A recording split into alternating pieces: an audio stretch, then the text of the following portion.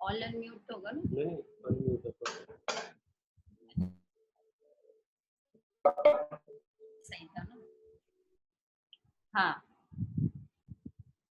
भव्या संजय, ये बहुत सारे एक साथ बीच में दिखते हैं।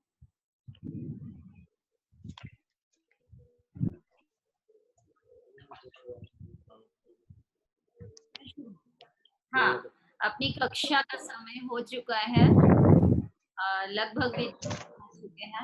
हाँ, सभी हाथ जोड़ करके मंगलाचरण प्रारंभ करते हैं।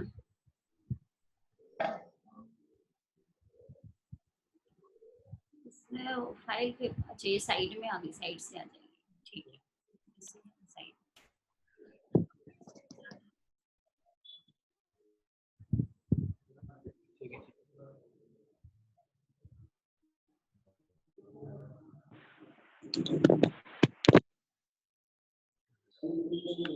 नहीं पीछे से नहीं देखना, अपनी फाइल शेयर पे करो, शेयर पे जाके फिर फाइल लो।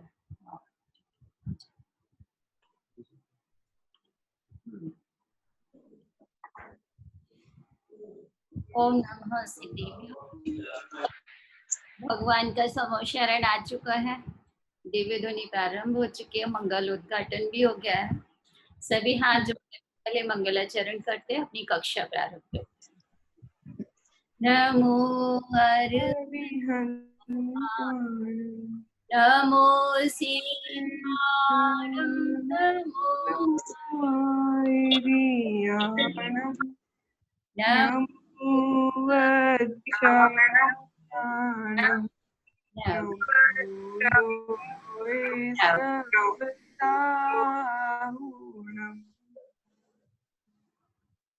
मंगलम भगवान वीरो मंगलम गौतमो गणी मंगलम कुंदी कुंदार्यो जैनी धर्मोस्तु मंगलम सर्वमंगल मांगल्यम सर्वकल्याणकारकम प्रधानं सर्वधर्माणां जैनं जयतु शासनं जैनं जयतु शासनं। हाँ, अपनी कक्षा प्रारंभ होती है। अपना विषय है तत्व ज्ञान पाठमाला भाग 1। ठीक है, आप सभी बहुत कम दिखाई दे रहे हैं, ये श्रुति जैन दिखाई दे रही है, बाकी और सिद्धि भी है। चलिए आएंगे, सभी आ रहे हैं अपने अपने। हाँ, अपन प्रारंभ करते हैं।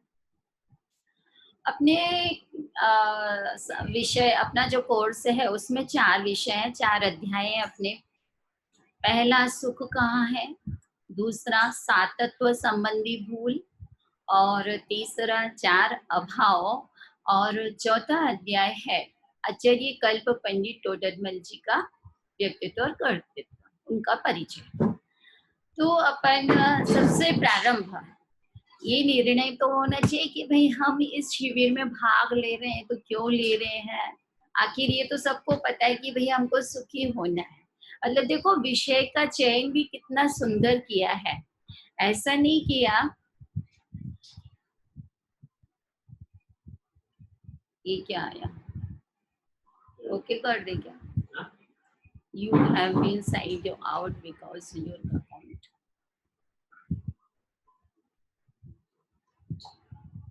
ओके करूं? हाँ, क्षमा चाहता। चलिए, मतलब कहने का ये है कि अपना विषय क्या है, सुख कहाँ है।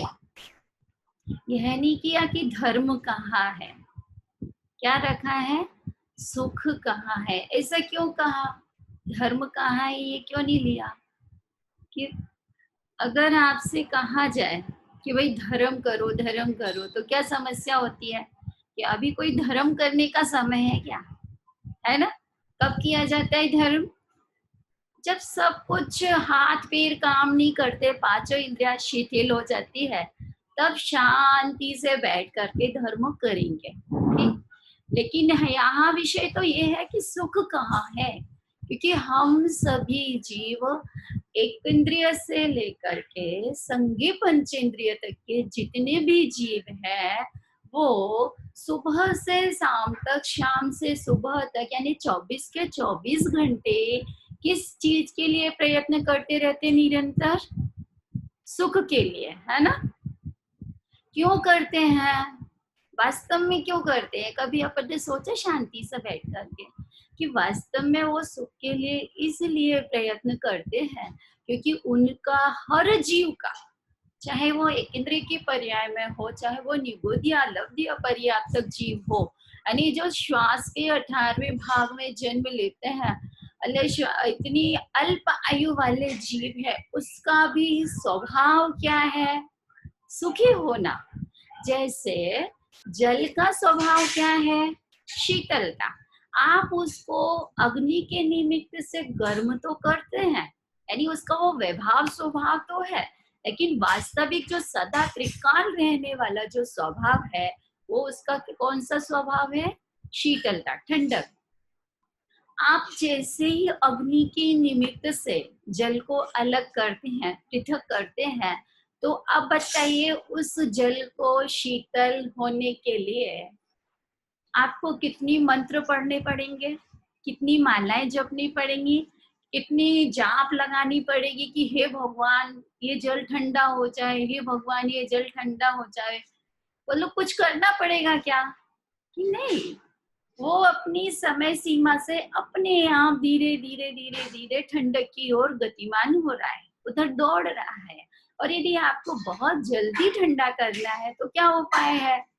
गर्म जल को, अच्छा आप बहुत कहीं से आए, थके हुए, अभी गर्मी के दिन है और आपको प्यास लगी है तेज और पानी पीना है, लेकिन उबला पानी ही पीना है, गर्म ही पीना है। अभी डॉक्टर ने भी बता दिया कि वे गर्म पानी पीना है, तो आप कैसे पिएंगे? एकदम गरम गरम पिएंगे क्या?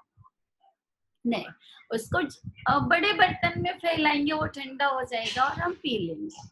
ऐसे ही जैसे जल का हर वस्तु अपने स्वभाव की ओर दौड़ती है, वैसे ही इस जीव का स्वभाव भी सुख है। सुख गुण इस जीव में ही पाया जाता है, तो यह जीव भी सुख की ओर ही दौड़ता है। तो पुनः प्रश्न वही है कि जब मेरा स्वभाव सुखी होना है, वह सुख गुण मुझ में ही पाया जाता है, तो आज तक मैं सुखी क्यों नहीं हुआ? क्यों नहीं हुआ? क्योंकि हमारी खोज किधर थी कि जहां सुख था वहां देखा नहीं, और जहां नहीं था वहां देख रहे। अब देखिए, असंगी और संगी, है ना? जी दो प्रकार के, असंगी और संगी। असंगी माने जो मन रहित होते हैं, यानी जिनमें सोचने विचारने की शक्ति, सामर्थ्य नहीं होती है। और संगी किसे कहेंगे? कि जो मन सहित होते हैं, जो इस बात का निर्णय कर सकते हैं क्या सही है क्या गलत है, क्या देव कुदेव का निर्णय कर सकते हैं, तत्व अतत्व का निर्णय कर सकते हैं, धर्म अधर्म का निर्णय कर सकते हैं, सत्य असत्य का निर्णय कर सकते हैं, हित अहित का निर्णय कर सकते हैं। यानी जिस ज्ञान में ऐसी सामर्थ्य, ऐसी पात्रता, ऐसी योग्यता प्रकट होती है, जिसके बल से यह जीव अपने हित का उपाय कर सके, उसे संगी कहते हैं। ठीक है ना? अब अपन फिर से विचार करते हैं कि जैसे आपने देखा होगा कि चींटी भी होती है, चींटी है, वो संगी है या असंगी? असंगी है। अब असंगी है, फिर भी यदि चींटी जहां से एक साथ निकल रही हो और आप पानी के थोड़े से छींटे डालते हैं, तो वह चींटी अपने बिल की ओर दौड़ती है कि नहीं दौड़ती? दौड़ती है ना। अब वो बिल की ओर तो दौड़ती है, उसका मतिश्रुत ज्ञान तो है, वह मतिश्रुत ज्ञान यह कार्य तो करता है कि यह जल है, वह अपने लिए अहितकारक है, लेकिन वहां से वापस लौटते समय वह चींटी अपने बिल में ही जावे, यह निश्चित नहीं है, हो सकता है वो गलत जगह पर भी चला जाए, क्योंकि उसमें मन नहीं है। जैसे कि हम पतंगे को देखते हैं, पतंगा क्या करता है, सभी को दिखाई देता है ना बारिश के दिनों में, जब बहुत ज्यादा रोशनी, लाइटें बहुत होती है, तो पतंगा बल्ब के पास जाता है और फिर नीचे गिरता है। अब उसको थोड़ी सी ठंडक मिलती है ना नीचे आने के बाद, अब वो पतंगा बल्ब के पास जाएगा कि नहीं जाएगा, पुनः जाएगा कि नहीं जाएगा? अब तो नहीं जाएगा ना। एक बार बालक यदि अग्नि से जल जाता है तो वह कभी भी अग्नि की ओर नहीं जाता है। तो लेकिन पतंगे के साथ क्या स्थिति होती है कि वह जैसे थोड़ी सी उसको शीतलता यानी ठंडक मिलती है तो पुनः कहाँ जाता है, पुनः रोशनी को, पुनः बल्ब की ओर जाता है और फिर पुनः नीचे गिरा, जैसे ही वहां तड़फा, उसको तकलीफ हुई, पुनः नीचे आया। और ऐसा कब तक वह करेगा कि जब तक उसके आयु का अंत नहीं हो जाता है, तब तक वह निरंतर ऐसी ही क्रिया करता रहता है। किसकी खोज में करता है, किसके लिए, क्यों करता है? आखिर प्रश्न तो अपना यह है ना कि वह ऐसा कार्य क्यों करता है। एकमात्र तीन भुवन के, अपन 6 डाला में पढ़ते ना, जे त्रिभुवन में जीव अनंत, सुख चाहे दुख ते भयवंत। कैसे है? दुख से भयभीत है और क्या चाहते हैं, सुख को चाहते हैं। तो वह पतंगा भी सुखी होने के लिए उपाय तो सुख का करता है, लेकिन सत्य ज्ञान नहीं होने के कारण हित अहित का निर्णय होने की योग्यता भी नहीं है उसके पास, और उसके पास सम्यक ज्ञान भी नहीं है कि ये जो सुख है वह बल्ब के पास जाने से नहीं मिल सकता है। ऐसे ही हम भी क्या कर रहे हैं कि सुखी तो हमें भी होना है। ऐसे मृग में मरीचिका का भी उदाहरण आता है ना। अभी अपन जो पूजन कर रहे हैं केवल रवि किरणों वाले, तो उसकी जब जयमाला पढ़ते हैं उसमें क्या है, मृग सम मृग तृष्णा के पीछे मुझको न मिली सुख की रेखा। क्या नहीं मिला? सुख की रेखा। समुद्र तो बहुत बड़ी बात है, इतनी सी रेखा भी नहीं मिली। किसके पीछे? मृग सम मृग तृष्णा के पीछे। मतलब क्या हुआ कि मतलब ये है मृग तृष्णा क्या होती है कि गर्मी के दिनों में मृग को जो रेत होता है वह उस रेती में, अथवा आप बहुत तपती हुई धूप में जब निकलते हैं और बाहर रोड पर बहुत दूर दूर तक देखते हैं तो ऐसा लगता है जैसे झील मिलाता हुआ बहुत स्वच्छ जल ऐसे से बह रहा है। तो जब अपने को ऐसा लगता है तो बेचारा मृग क्या करता है, वह प्यास से त्रस्त है, उसको पानी चाहिए और उधर दौड़ता जाता है। और जब वहां पहुंचता है जहां उसे जल दिखाई देता है, वहां पहुंचता है तो क्या होता है, जल मिल जाता है उसको? नहीं मिलता। क्यों? क्योंकि वहां जल था ही कहाँ। फिर और आगे देखता है तो फिर और जल दिखाई देता, वहां भी नहीं मिलता है। फिर और दौड़ता कब तक दौड़ता है कि जब तक वह प्राण रहित नहीं हो जाता है। अब चलिए बात तो ऐसी है कि भाई वो भला तिर्यंच है, पतंगा असंगी है, हिरण भी है, तो उसको कोई पाठशाला नहीं मिली, गुरुकुल नहीं मिला पढ़ने के लिए, तो उसको ये नहीं समझाया गया कि भैया वहां जल नहीं है, यहाँ जल मिलेगा। अब अपन अपनी स्थिति पर आते हैं। हम सभी मनुष्य हैं, संगी पंचेंद्रिय है, सम्यक दर्शन को प्राप्त करने की हमको पात्रता भी मिल चुकी है। इसके बाद अब यहाँ देखो, जब से हम जन्म लेते हैं तब से लेकर निरंतर अब तक हम जितनी भी क्रियाएं करते हैं वह एकमात्र किसके लिए करते हैं? सुखी होने के लिए। सोते हैं तो सुखी होने के लिए, उठते हैं तो सुखी होने के लिए, आहार ग्रहण करते हैं तो सुखी होने के लिए, अब वो आहार निकालते हैं तो वो भी सुखी होने के लिए। अरे सुबह से लेकर 24 घंटे तक जितनी भी क्रियाएं की जाती है, वह एकमात्र टीवी भी देखते हैं जो लोग, बैठ जाते हैं और उसके सामने जितना भी समय का सदुपयोग दुरुपयोग करते हैं, तो वह सब किसके लिए करते हैं? सुखी होने के लिए। पर जब वो 3 घंटे बाद वहां से उठते हैं तो कितने प्रमुदित होकर के उठते होंगे, थकान निकाल करके उठते हैं और थके हुए निकलते हैं। मतलब कहने का ये है कि हमारी जो सुख की खोज है कि वास्तव में सुख है का। अब हम मनुष्य हो गए, संगी पंचेंद्रिय भी है, हमारे में हित अहित के निर्णय करने की सामर्थ्य है। और भाग्य से हम ऐसे कुल में उत्पन्न हुए हैं जहां हमें 24 घंटे यह सिखाया जाता है कैसे बोलना, कैसे उठना, कैसे चलना, किस प्रकार से वस्तु को रखना, किस प्रकार से उठाना। यानी कि ये हमें यत्नाचार भी सिखाया जाता है। यानी आपका हित किस बात में है और आपका अहित किस में है, इस बात को हमारी जिनवाणी माता हमें सिखाती है। और उस जिनवाणी माता के जितने भी सपूत हैं, जितने भी विद्वान हैं, अथवा हमारे घर में जितने भी साधर्मी हैं, वो सब के सब हमको यह बात सिखाते हैं। तो पुनः प्रश्न वही है कि सुख कहाँ है। तो अपन जैसे अपना जो पाठ है, मुझे आशा है कि आप सभी ने उसका पाठन किया होगा। किस किसने पाठन किया है, ऐसे करके मुझे बताएंगे। किया आपने, बहुत धन्यवाद। हाँ, तो इस पाठ में देखिए, पाठ आपके सामने है। इसमें यही प्रथम पंक्ति यही है कि यह तो सर्वमान्य तथ्य है कि सभी जीव सुख चाहते हैं, पर प्रश्न तो यह है कि वास्तविक सुख है क्या।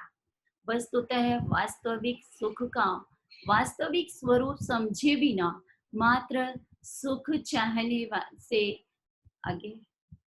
इसमें क्यों जा रही है, ये पूरा क्यों नहीं दिख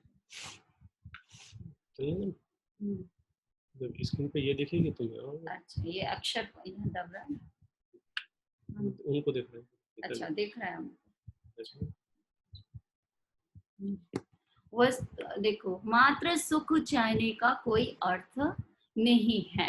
यानी चाहते तो सभी है। अच्छा एक बात बताओ, हमको दूध पीना है और दूध कैसा पीना है, मीठा पीना है।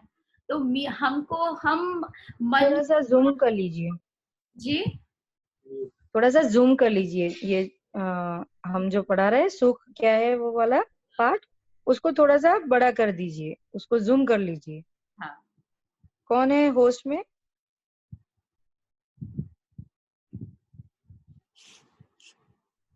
इससे ज्यादा नहीं होगा। नहीं हो रहा ना? चिंतन जी है क्या? नहीं, विपिन जी है ये। विपिन जी थोड़ा सा, हाँ बस अभी, बस बस बस बस हो गया, बस बस बस बस थोड़ा सा हो गया है ना। चलिए। हाँ, तो प्रथम पैराग्राफ पर अपनी चर्चा चल रही है कि वास्तव में, हाँ अच्छा, ये सभी जीव सुख चाहते हैं। तो पहले तो निर्णय यह करना है कि वास्तव में हम सुख चाहते हैं कि नहीं चाहते। सभी ऐसे ऐसे करेंगे तो समझ में आएगा, चाहते हैं ना। हाँ, तो सभी जीव सुख चाहते हैं, तो पहले तो अपने को निर्णय करना पड़ेगा ना। जैसे दूध मीठा तो सभी को पीना है। अब जैसे माँ घर में रहती है तब तक तो दूध मीठा मिल जाता है, और उसके बाद क्या होता है, अब एक दिन माँ तो गई मंदिर पूजन के समय, और छोटे बच्चे को दूध पीना था। थोड़ा समझदार है, बहुत छोटा भी नहीं है, 6-7 वर्ष का है। अब उसको दूध पीना है, बाजू में नमक भी पिसा हुआ रखा है और शक्कर भी पिसी हुई रखी है, एक डब्बे में फिटकरी भी रखी हुई है। अब वो मीठा दूध कैसे पिएगा, क्योंकि उसको उसका स्वरूप पता ही नहीं है। और माँ को क्या है, माँ सूंघ कर भी देख लेगी कि इसमें क्या है, बालक ने क्या देखा? बालक ने तो बस ये देखा कि माँ कुछ सफेद सफेद व्हाइट व्हाइट डालती है उसमें और उसे चम्मच घुमाती है। तो सबसे पहले ऐसे ही जिस प्रकार से दूध को मीठा करने के लिए हमें उसके मिठास का निर्णय होना चाहिए कि ये मिठास की किस पदार्थ में पाई जाती है, ऐसे ही हमें सुखी होने के लिए पहले ये निर्णय होना चाहिए कि वास्तव में जिन वस्तुओं के पीछे हम दौड़ रहे हैं, भाग रहे हैं, उन वस्तुओं में सुख है भी कि नहीं है।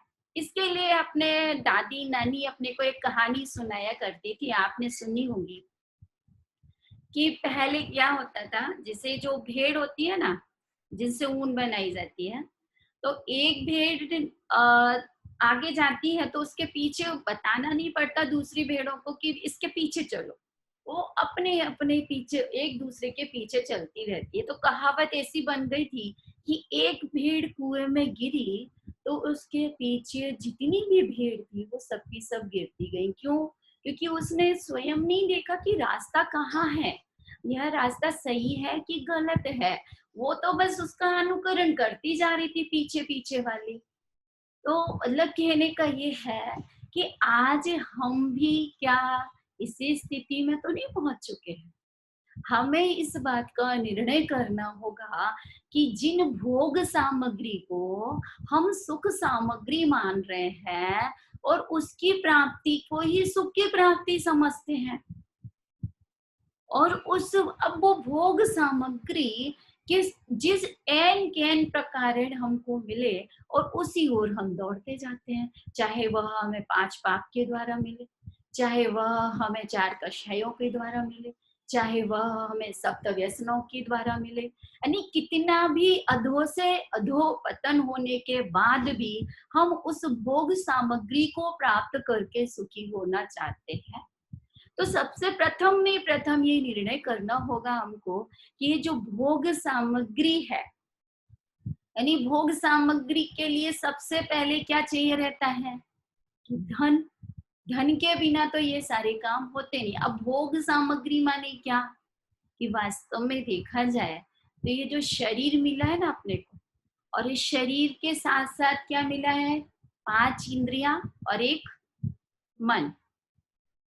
तो 5 इंद्रियां और एक मन, इनके द्वारा जैसा जैसा निर्देश किया जाता है हम उस ओर दौड़ने लगते हैं। कभी रसना इंद्री कहती है कि अरे ये खा लेना चाहिए, ये कर लेना चाहिए। कभी कर्ण इंद्रिय कहती है अरे कौन देखता है, सुन तो लो, कुछ भी सुन लो। कभी एकांत में सुन लो। और कभी कभी ये कर्ण इंद्रिय को ऐसा भी रस मिलता है कि अपनी प्रशंसा सुनने की बहुत चाह रहती है। तो ऐसा करके चक्षु इंद्रिय अपना भोग चाहती है कि अच्छा अच्छा देखना चाहती है। स्पर्शन इंद्रिय चाहती है। मतलब कहने का ये है कि 5 इंद्रियों के द्वारा हमको जो भोग मिलते हैं, यह जीव उस भोग में ही तृप्ति का यानी सुख का अनुभव करता है। परंतु वास्तव में देखा जाए, जिनके पास ये 5 इंद्रियों के बाह्य भोगों की बहुत बहुत अनुकूलता है, बहुत साता बाहर में दिखाई देती है अपने को, वास्तव में देखा जाए तो वह सिर्फ पुद्गल विपाकी साता है, जीव विपाकी साता तो नहीं है। अब ये थोड़े शब्द कठिन हुए होंगे। पुद्गल विपाकी और जीव विपाकी ये क्या होता है? वेदनीय कर्म के 2 भेद होते हैं, साता और असाता। तो असात जैसे किसी के आपने देखा होगा किसी के घर में बहुत बहुत अनुकूलता है, इसके बाद भी उस घर की किसी एक सदस्य को बहुत तकलीफ रहती है, बहुत परेशानी रहती है, और उसी के साथ में दूसरा सदस्य रहता है वो बहुत शांति से रह लेता है। इसका क्या मतलब है? इसका मतलब ये है कि इस जीव के पुद्गल विपाकी यानी ऐसे कर्म का तो उदय है जिसके बाह्य पुद्गलों का संयोग तो अनुकूल है, लेकिन इसके जीव विपाकी साता का उदय नहीं है, असाता का उदय है। इस कारण से ये बाह्य अनुकूल सामग्री में भी कैसा वेदन कर रहा है? दुख का वेदन कर रहा है। आया पकड़ में? तो वही कह रहे हैं यहाँ पर कि भोग सामग्री, कितनी भोग सामग्री इकट्ठी की जाए कि हम सुखी हो जावे? कितनी? चक्रवर्ती के जितनी? अरे चक्रवर्ती की संपदा भी है ना, कम मिलती है। किसको मिलती है? मिथ्या दृष्टि जी को चक्रवर्ती की संपदा मिल सकती है क्या? नहीं मिल सकती। चक्रवर्ती की जो संपदा है, चक्रवर्ती की जो पदवी है, वह उस जाति के कर्म का बंधन है, वह भी सम्यक दृष्टि जीवों का ही होता है। क्योंकि इतना बाह्य वैभव मिलने के बाद उस वैभव को झेलने की सामर्थ्य भी तो होना चाहिए। अभी किसी जीव को मान लो बहुत बहुत संपत्ति है, लेकिन संस्कार नहीं है, विवेक नहीं है कि इस संपत्ति को कहाँ खर्च किया जाए, इसका कैसे सदुपयोग किया जाए, तो वह क्या करेगा? दुर्व्यसनों में खर्च करेगा। करेगा कि नहीं? सब तो व्यसनों से लिप्त हो जाएगा, 24 घंटे कषायों की अग्नि में, भट्टी में जलता रहेगा, यही तो होगा ना। तो इसलिए प्रथम में प्रथम ये निर्णय करना कि बाह्य संपत्ति जितनी है, किसी पर कम है, किसी के पास ज्यादा है, वह एकमात्र पूर्व पुण्य के उदय से ही मिलती है। अब उसके उदय के, उसके जो प्राप्त सामग्री है, उसमें सुखी रहे या दुखी रहे, इसका निर्णय हमें करना है कि वास्तव में जिन भोग सामग्री की ओर हम दौड़ लगा रहे हैं, वह सुख, वहां सुख है भी कि नहीं है। जैसे कि श्रीमद जी ने लिखा है कि सुख प्राप्ति हेतु प्रयत्न करता सुख जाता दूर है। कितना दूर जाता है? कि जितना हम उसके नजीक जाते हैं, जितना हम उसके समीप जाते हैं, उतना ही वो दूर जाता है। ऐसा क्यों होता है? कि ऐसा इसलिए होता है, आपने सतपथ का स्लोगन पढ़ा होगा, उसमें लिखा हुआ है कि गलत रास्ते पर आप कितने भी आगे बढ़ गए हो, वहां से लौट आना बेहतर है। मतलब क्या हुआ?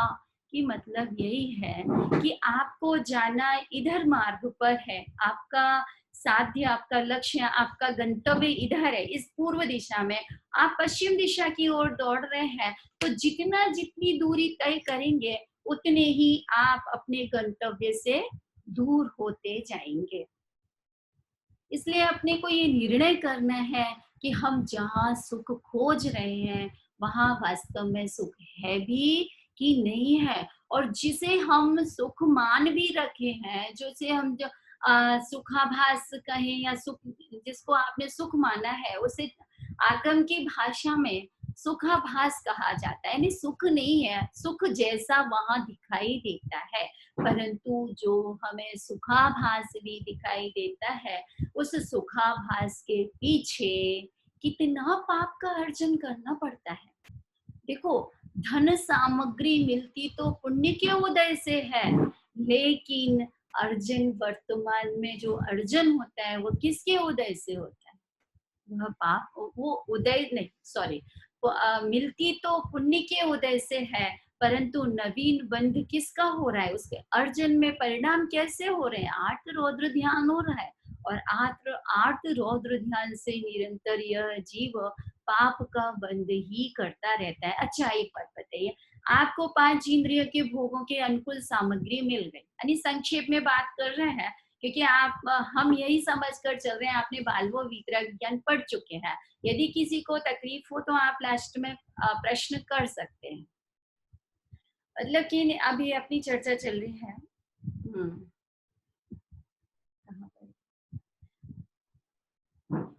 ठीक, अपनी बात ये है कि पहले ये निर्णय करना है कि ये 5 इंद्रियों के द्वारा जो हमको यदि भोग सामग्री, जिससे हम सुख का कारण मानते हैं, यानी वो हमें अनुकूल मिल जाती है, तब कौन सा ध्यान कर लेते हैं। और जब हमें वह सुख सामग्री नहीं मिलती है, सुख सामग्री यहाँ मतलब वास्तव में सुख है नहीं, सुख की सामग्री है नहीं, जिसे हमने सुख की सामग्री मान बैठे हैं, तो वो सामग्री भी हमें मिल भी जाती है, तब हम कौन सा ध्यान करते हैं, और नहीं मिलती है तब हम कौन सा ध्यान करते हैं। मतलब कहने का यही है कि आपकी इच्छा हुई कि हमें बहुत बड़ा बंगला मिल जाए, आपकी इच्छा हुई आज हमें 56 भोग का बहुत सुंदर सुंदर भोजन मिल जाए, और आपके पुण्य के उदय से आपकी माता जी को भी ऐसा ही भाव हुआ और उन्होंने भी बहुत अच्छा अच्छा, आपने बोला भी नहीं और वैसा भोजन आपको मिल गया और आप प्रसन्न होकर के वो भोजन करने लगे। तो मेरा प्रश्न ये है कि आपने जो प्रसन्न होकर के और उसमें एकदम आसक्ति पूर्वक जो भोजन करने लगे, तो वह उस समय कौन सा ध्यान वर्त रहे हैं? आर्त ध्यान है या रौद्र ध्यान है?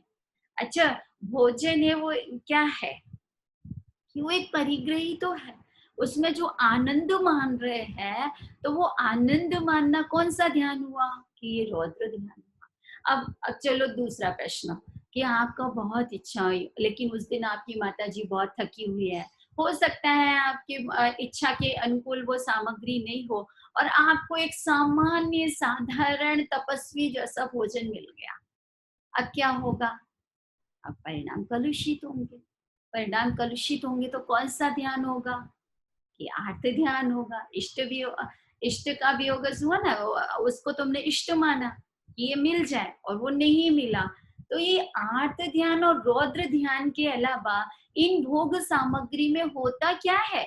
और ये दोनों प्रकार के जो ध्यान है वो कैसे है कि पाप बंध के कारण है।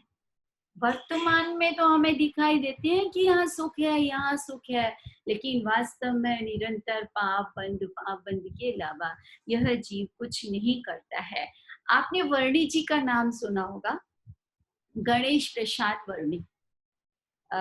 उन्होंने शांति पथ प्रदर्शन लिखा है, जिनकी जीवन गाथा आपने पढ़ी हो। सामान्य परिचय उनका इतना मात्र है कि वो मूल में जन्म से वैष्णव थे और उनके मोहल्ले में एक चैत्यालय जिन मंदिर था, वहां पर पद्म पुराण का वाचन किया जाता था और वो वहां पर देखो, पुरानी परंपरा जो प्राचीन परंपरा थी अपने यहाँ पर, वह यही थी वाचने की।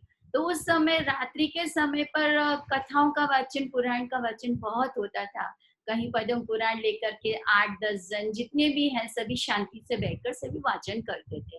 तो वर्णी जी उस पद्म पुराण को सुनते सुनते सुनते सुनते इतनी रुचि हो गई कि अब वो जैन धर्म की इतने दृढ़ श्रद्धानी हुए कि उन्होंने अपनी माता को, अपनी पत्नी को भी बोल दिया कि आप जिन धर्म धारण कीजिए, ये सत्य धर्म है। लेकिन उन्होंने धर्म धारण नहीं किया, तो उन्होंने कहा कि जब तक आप जिन धर्म धारण नहीं करेंगे, मैं भी आपके हाथ का भोजन ग्रहण नहीं करूंगा।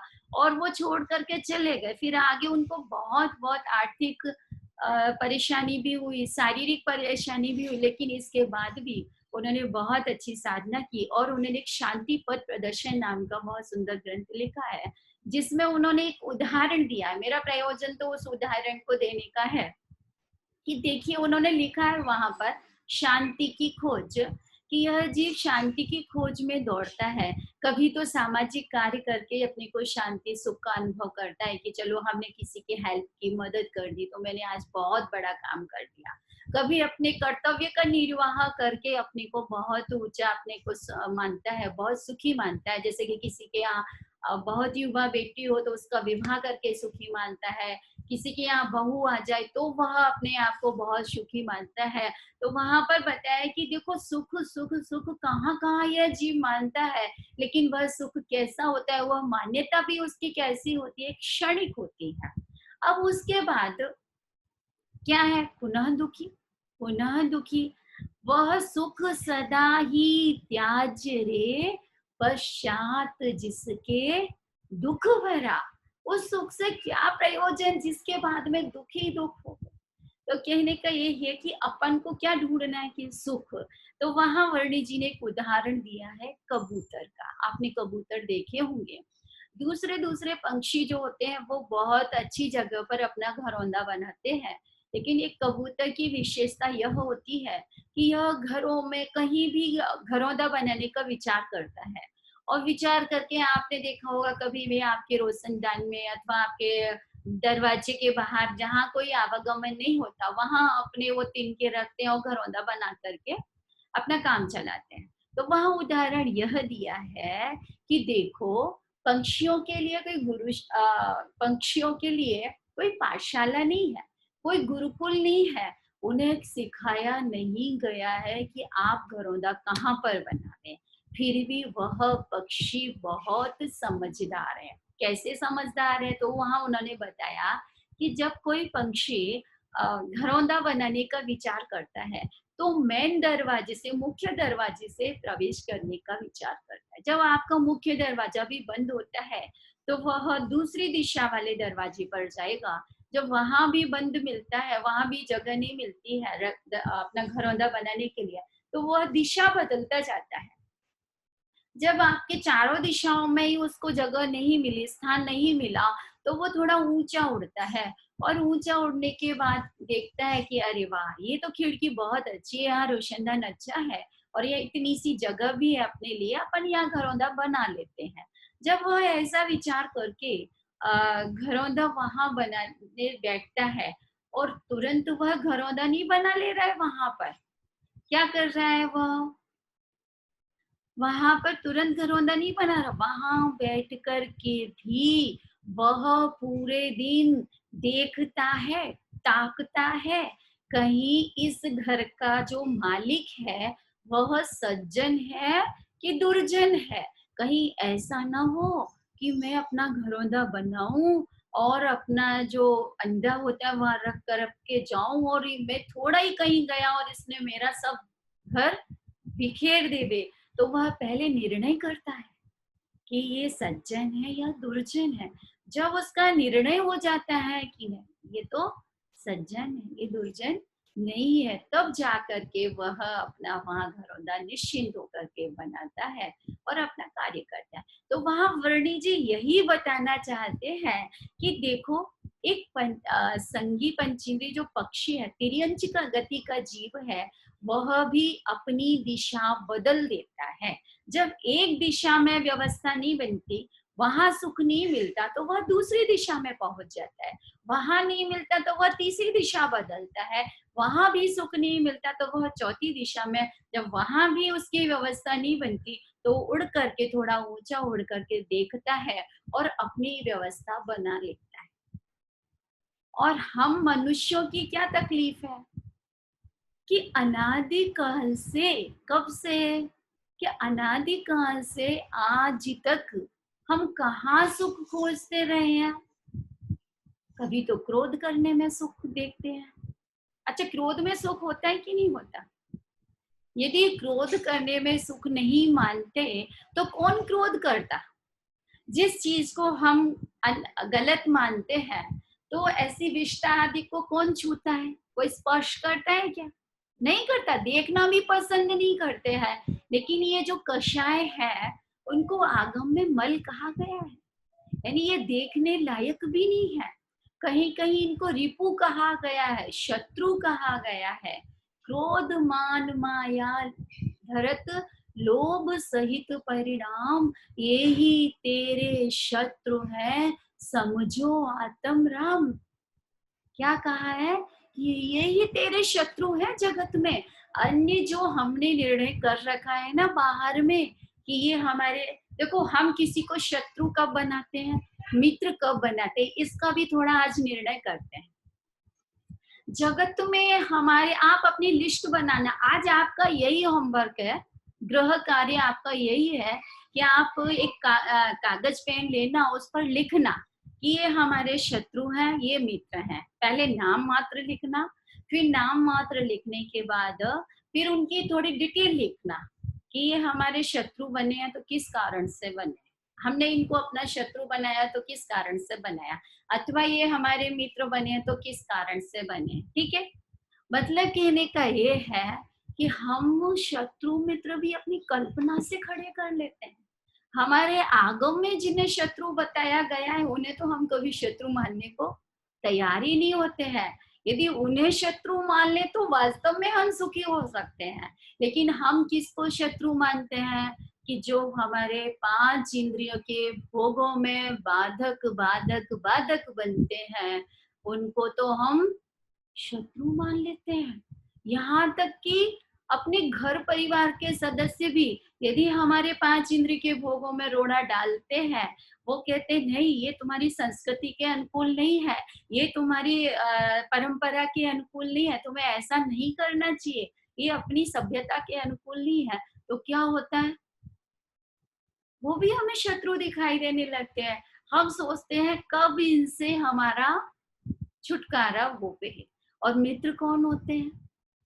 मित्र हम किसको बना लेते हैं कि जो हमारे 5 इंद्रिय के भोगों में साधक बने, यानी हमारे उन भोगों की आपूर्ति करे और हमारी निरंतर प्रशंसा करते जावे बस, चाहे वह सही हो या गलत हो। लेकिन गुरुजनों की यह विशेषता होती है, अपने से बड़े जन जो होते हैं, आपके माता पिता हैं, अपनी जो शिक्षा गुरु है, उनकी यह विशेषता होती है। अपने जो निर्ग्रंथ गुरु है वो तो बहुत उत्कृष्ट है, वो तो आपके दोषों को देख ही नहीं सकते।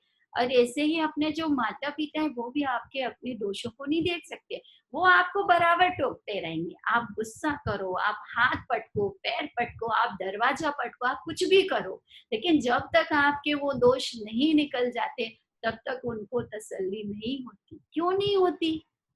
क्योंकि उनको दया है, करुणा है, वात्सल्य है। किसके प्रति? वो राग काम कर रहा है आपके प्रति, और आपको क्या लग रहा है कि ये हमारे शत्रु हैं। होता है कि नहीं? तुरंत में तो होता है कि नहीं होता? तो अब तुरंत में भी क्यों होता है? क्योंकि हमारा निर्णय है वो गलत है। तुरंत हमारी घंटी बजनी चाहिए कि हाँ, वास्तव में ये जो माँ ने हमें टोका वो किस लिए टोका, इसमें हमारा हित है कि नहीं है। यदि हमारा हित है तो ये तो बहुत अच्छी बात है। और वास्तव में देखा जाए तो देखो, काल के प्रभाव से गुरु मिलना कितना दुर्लभ हो गया। माता पिता भी हर किसी को नहीं मिलते हैं। बहुत से ऐसे जीव होते हैं जिनको जन्म से ही माता नहीं है, जन्म से ही पिता नहीं है। ऐसे जीवों को, वो जो हमारी माता ने एक एक कदम हमको पाल पोस कर, एक एक कदम पर जो हमें शिक्षा दी, बेटा ऐसे नहीं चलो, ऐसे नहीं उठो, ऐसे नहीं बोलो, जो आप एक बहुत सुशिक्षित संस्कारी बालक बनकर के निकले हैं, बालिकाएं बनकर निकले हैं, तो ये किसके प्रभाव से निकले हैं? ये उन्हीं के प्रभाव से तो निकले हैं। और आज हम बड़े हो गए हैं तो हमें क्या लगता है कि हमारे शत्रु हैं। अरे ये शत्रु नहीं है, जिन्होंने अपना सब कुछ तुम्हारे लिए अर्पण कर दिया हो, जो 24 घंटे सोचते भी तो किसके लिए सोचते हैं? तुम्हारे लिए तो सोचते हैं। कुछ बाजार में भी लेने जाएंगे ना तो खुद के लिए नहीं लेते, किसके लिए लेकर आते हैं कि चलो घर में ये बहू है इसके लिए लो, बेटी है तो। मतलब कहने का ये है कि जो जिसको हमने शत्रु बना रखा है, जिसको हमने मित्र बना रखा है, वास्तव में तो वे न तो शत्रु हैं और न वे मित्र हैं। तो कौन है? कि हमारे साधर्मी है। जैसे अनेक अनेक नगरों से आकर के एक पड़ाव पर जीव ठहरते ना। पंक्षी का उदाहरण दिया अष्टोपदेशी में कि अनेक, जब रात्रि होती है ना, तो रात्रि के समय पक्षी एकत्रित होते हैं और सुबह होते से ही क्या होता है, अपनी अपनी दिशा में अपने अपने लक्ष्य से उड़ जाते हैं। और दूसरी रात्रि होती है तो वो दूसरे अपने वृक्ष पर अपना बसेरा बनाते हैं। तो ऐसे ही तो अपन जो एकत्रित हुए हैं, तो बताइए अपने जैन कुल में एकत्रित हुए हैं, और जितने भी जीव हैं वे सब कौन है? अरे भावी सिद्ध हैं, ये भविष्य काल में सिद्ध होने वाले हैं। तो ये जो भावी सिद्ध है वो हमारे सब कौन हुए? सभी साधर्मी है। साधर्मियों में ये भेद डालना कि ये मेरे शत्रु है, ये मेरे मित्र है, ऐसा कभी भेद नहीं डालना। फिर प्रश्न हो सकता है कि हमको बार बार टोकते हैं, बार बार कुट करते रहते हैं, बार बार ये करते रहते हैं, तो इन सब प्रश्नों का उत्तर अपन देते हैं। समय क्या है अभी? चलो प्रश्न सुनना है कि चलना? हाँ, किसी को प्रश्न पूछना हो तो अपना भी 5 समय। आज अपन ने निर्णय किया है, निर्णय अभी हो नहीं पाया है, हमारी खोज प्रारंभ हुई है कि वास्तव में सुख क्या है, सुख नाम की जो वस्तु है वो है क्या, हम जहाँ ढूंढ रहे हैं वहां सुख है क्या ये शत्रुता का निर्धारण करने में सुख है? स्पष्ट दिखता है ना कि हम जिन के प्रति शत्रुता धारण करते हैं वो 24 घंटे निरंतर एक बार हमने निर्णय कर लिया कि हमारा शत्रु है, तो निरंतर हम बंध भी किसका करते जाते हैं? हमारे परिणाम कितने प्रमुदित रहते हैं? नहीं रह पाते ना। तो इन सब बातों का निर्णय करके हमको देखना है कि वास्तव में सुख नाम की वस्तु क्या है। अभी अपना अंतिम 5 मिनट बचे हैं। जिनको भी कोई प्रश्न पूछना हो वो अपना हाथ ऐसे करे तो हम उनको अनम्यूट करेंगे। हाँ, ये आदमी, हाँ बोलिए जी। आदमी को अनम्यूट किया गया है।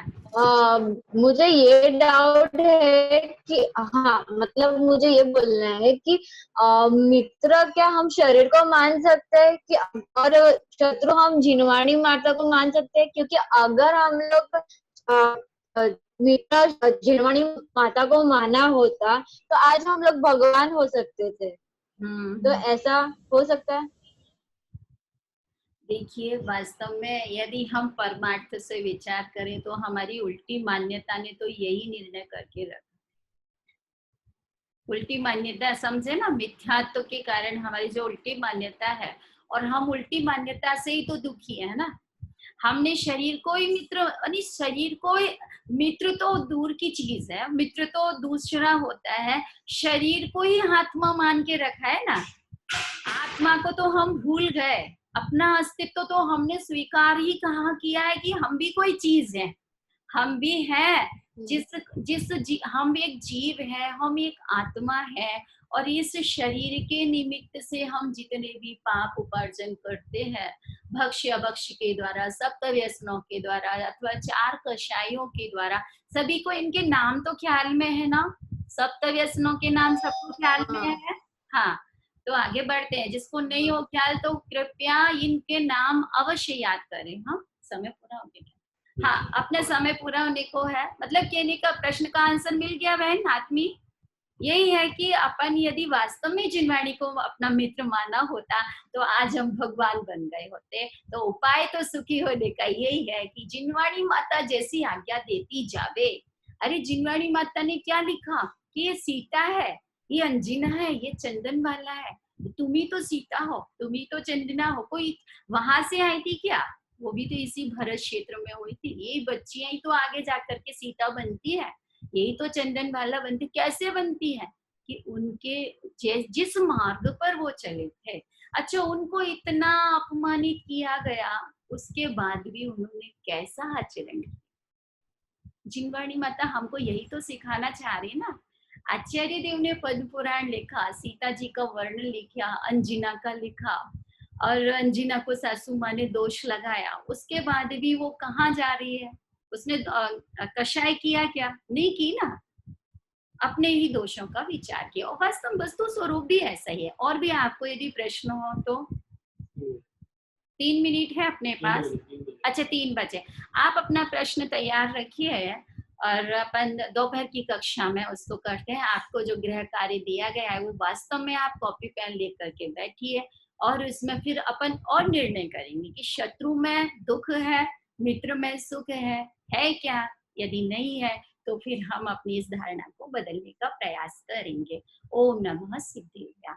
जावाणी के ज्ञान दे सूझे लोकालोक, सोवाणी मस्तक नमो सदा देत हूँ। बोले द्वादशांगमयी जिनवाणी माता की जय।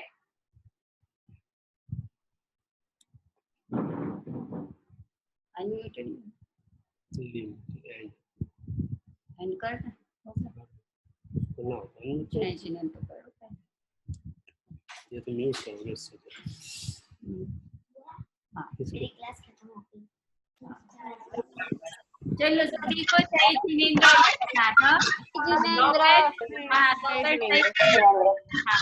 सभी को जय जिनेंद्र। एंड